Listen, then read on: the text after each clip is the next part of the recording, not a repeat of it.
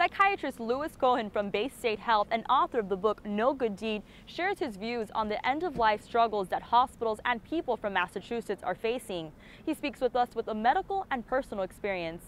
The more I've learned about the subject, the more I'm supportive of this and think that it would be a good thing for Massachusetts and for the country.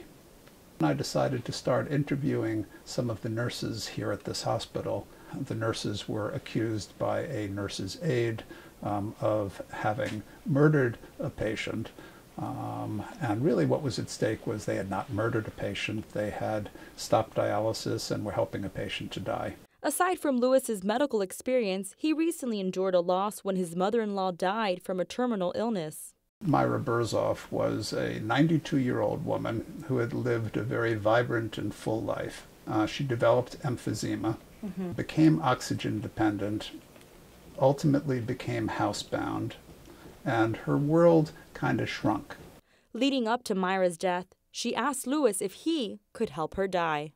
No, I cannot write a prescription for such medication. It is not the law now at this point. If this law had been in effect and she had had this medication available and she had chosen to use it, it would have been over inside of 20 minutes, 40 minutes, done. Louis is not the only one going through heartache while supporting the Death with Dignity Act.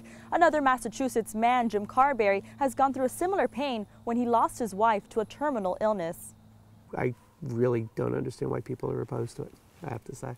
In 1995, Jim's wife, Margie, was diagnosed with a clival a rare tumor that in her case was found at the base of her skull. Immediately, Margie only had one goal. She wanted to know if she would live long enough to see our youngest daughter graduate. Our youngest daughter was 2 at the time, so Margie would have to live for 16 years to make that. So every decision she made medically going forward, the underlying criteria was, will it help me get to that goal? She endured 4 surgeries, had a titanium rod installed in her neck, had a tracheostomy tube inserted, suffered permanent double vision, and went through 44 doses of powerful radiation. And despite all that, the tumor came back pretty much every 4 years. And so when it came back the last time, the doctor said, we can't operate anymore. We're done. We can't do anything for you. She knew that if she got them through high school, that they'd be on their way to being young women and productive members of society. And if the question number 2, Death with Dignity Act, was in play and she had the option to take the pill, would she have taken it? Absolutely.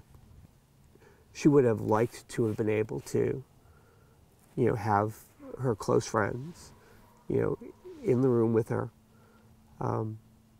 telling stories and listening to music, and she would have taken the medication and drifted off. And I had promised my wife that I would do what I could to make sure nobody would ever go through this again. It's wrong to force people to do this, so this law should pass. End of story. Both Louis and Jim encourage students to educate themselves when they go to vote on question number 2. For Inside Boston, I am Melissa Adan.